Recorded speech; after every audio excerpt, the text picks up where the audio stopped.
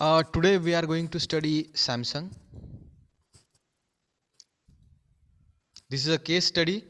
Uh, you have to pay attention. Samsung, Korean consumer electronics giant Samsung has made a remarkable transformation since its founding in 1938. So it is very old company. It started in 1938. Originally created as an exporter of dried Korean fish, vegetables and fruits, the company evolved into a provider of value price commodity products during 1970s and 1980s. That original equipment manufacturers sold under their own brands. So initially it started uh, in 1938.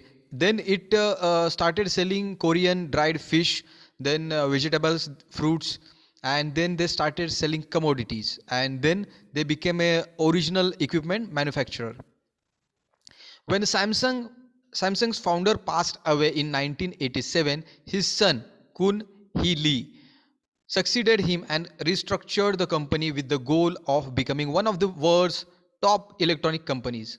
So Samsung is today one of the global brand, very reputed brand. Samsung initially focused on volume and market domination rather than profitability. So they knew that we have to increase our customer base, so not to go behind the profitability. Initially, first target customer, then we can think about the profitability. So they focus initially on getting volumes and getting customers, and they compromise on the profitability. During the Asian financial crisis of the late 1990s, the Korean chaebols or the conglomerates collapsed beneath the mountain of debt, but Samsung took a different approach. So in 1990 there was financial crisis in Asia. A lot of Asian companies, a lot of Korean companies, they could not survive, but because of good management at Samsung, they survived in that recession. The company cut cost and refocused its vision on product quality, complete customer satisfaction, and manufacturing flexibility. So their core value were good product quality. They have a good long-term vision. Then customer satisfaction was a key area, and they have manufacturing flexibility. This revolutionary strategy allowed its consumer electronic products to go from project phase to store shelves within 6 months. So it was rapid execution of the plan, and because of their core values they could able to launch the product within the 6 months.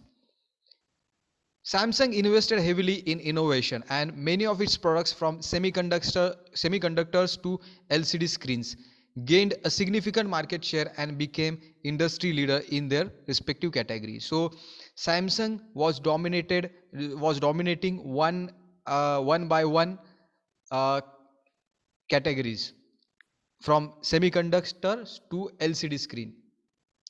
The company also focused intently to its memory chip business, which established an important cash cow and made it the largest chip maker in the world. So they from the initial days they knew that memory chip business is profitable business, and in long term it will be very good for them to be in that particular business. Now Samsung is largest chip maker in the world.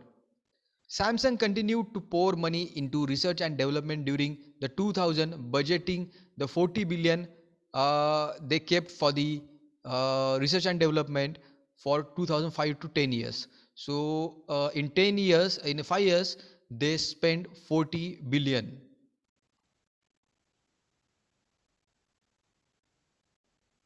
So almost 8 billion per year. 8 billion per year they were spending on research and development. It is a huge amount. The company made innovation one of its highest priorities and emphasized its importance through extensive training and recruiting. So innovation was at the core of the Samsung. That's why they knew that if they want to survive in the market, if they want to become a market leader, innovation is the key. And this is what where the Indian companies are lacking. Because Indian companies are not innovating too much. They are not focusing on innovation. That's why they cannot become. They did not become the market leader like a Samsung. We don't have brands like a Samsung. The company made innovation one of its highest priorities and emphasized its importance through extensive training and recruiting. So training for people also, to the people they give equal importance. So they gave equal importance to the recruitment also. As a result, it introduced a wide range of electronic products under the strong brand umbrella. So you will not see individual brand. They have one brand as a Samsung umbrella branding, and through which they are selling television, monitors, refrigerators, a washing machine, everything. It is umbrella branding strategy. So because of this, they have to sell, they have to spend less on their advertising, because Samsung brand is known for everybody and everywhere. And these strategies also followed by the Amul and Patanjali. They are selling the product under the umbrella brand. Samsung also partnered with the long-term market leader Sony to create 2 billion state-of-the-art LCD factory in the South Korea, and signed milestone agreement to share 24,000 basic patents for components and production processes. So it was very difficult to spend more on research and development. So they shared the cost with the Sony. They togetherly they were using facility, state of the art facility, where they used to innovate, do research development, and they also share the patents, uh, which is very costly affairs. And after sharing, both the companies got benefited. So there is strategy. When you do not compete or defeat the competitor, then make friendship or make cooperation or cooperate with that and get the profit. Today Samsung is a global marketer of the premium priced Samsung branded consumer electronics such as smartphones, flat screen TVs, digital cameras, batteries, digital appliances, and semiconductors. So we know that today Samsung product portfolio is very huge. The company's high-end smartphones and the cell phones are now its growth engines. So smartphone in telecom category, in smartphone category, Samsung is a market leader along with Apple, leading to a steady stream of innovations, including the first cell phone with an MP3 player, and first Blu-ray disc player, and the first smart watch.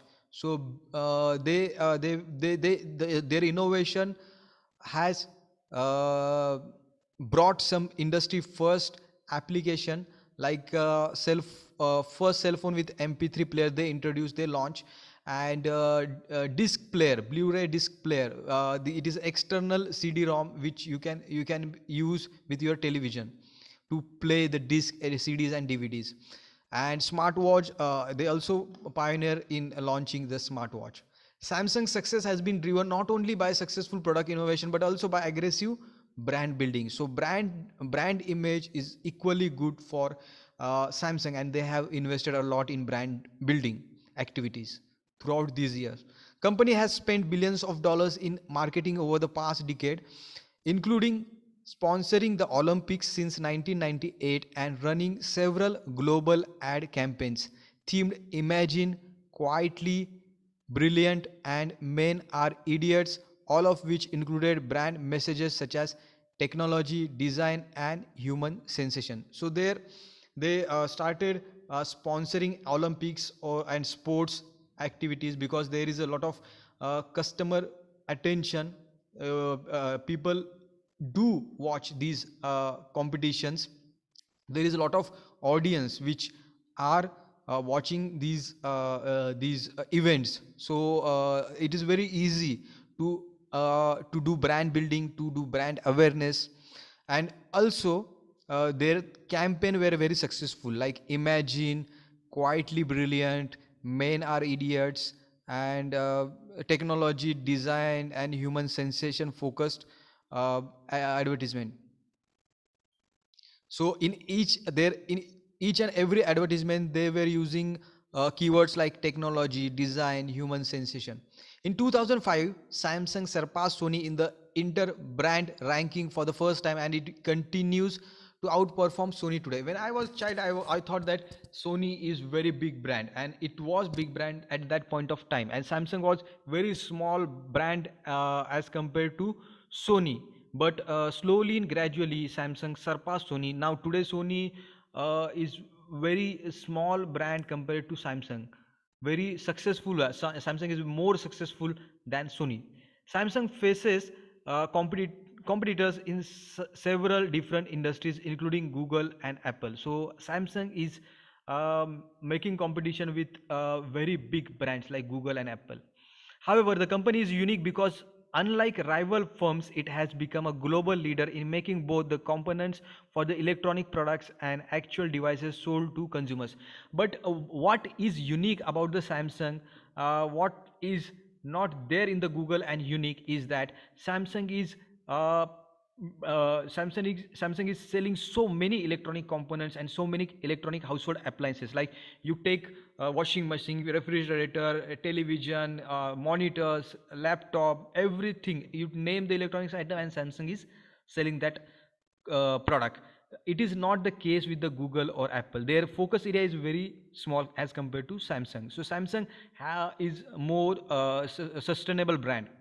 It controls virtually everything in smartphone supply chain, from the chips to the screen, while Apple has to outsource these products. So Samsung has their manufacturing, while Apple has outsourced the manufacturing to the companies in the Taiwan, like Foxconn. As a result, Samsung can keep uh, costs low, create many products for many needs, make design changes quickly, and introduce new products at unusually fast space. So all the employees, all the manufacturing facilities are available at Samsung. So it is they don't want to take approval, they don't want to negotiate with their suppliers, and the process happens immediately, quickly, promptly. The company recently passed Apple as the number one player in the smartphone. The record sales of 327 billion in 2013, and more than 2 lakh 75,000 employees worldwide. So sale of to 327 billion dollar is not a joke. It is almost the economy of the countries like Pakistan. And if you see the GDP of the Maharashtra is almost like 300 billion dollar, and it is very good uh, number for Samsung to achieve this kind of sale in 2013. You can imagine, we are in the 2021. Samsung continues to work towards its goal of earning 400 billion revenue by 2020, and I think they will comfortably achieve this target. Now there are some questions. What are the some of the Samsung's greatest competitive strengths? So Samsung competitive strength is innovation. Then they have huge manufacturing units all over the world. They have key people, good skilled people who are aware of the advanced technology, who have expertise in advanced technology. Samsung is in all electronic categories. Samsung is present in all electronic category, and they have strong backup from their government from South Korea, and it has tested the time in so it is very old company. So it has faced lot of problems, and through that problems they have learned a lot. So these are the competitive strengths of the Samsung. Samsung's goal of earning 400 billion in sales by 2020 would bring it to the same level as Walmart. Is it the feasible goal? Why or why not? Yes, it is very good objective or the goal to achieve 400 billion sales, and they should surpass this figure also very quickly. I'm sure that they will surpass this target also, as there is as the population will grow, there is more scope in developing countries like India and China for Samsung to sell their product. And as the technology will advance, Samsung is focusing on innovation, so there is a scope for the Samsung for price scheming. They can they can reap the profit. They can introduce their product in developed countries, and they can earn lot of profit, lot of revenue. And they are competing, competing with Google, Apple companies. So investors do have faith in them. They have a lot of opportunities, they like merger and acquisition. And they can get they can get the benefit from the schemes like PLI schemes from India. So Indian government is also supporting Samsung for in under Make in India campaign. So comfortably Samsung can achieve their goal, even they can surpass this goal also. Uh, that is the that is the confidence people have in Samsung. So thank you so much for watching this case study.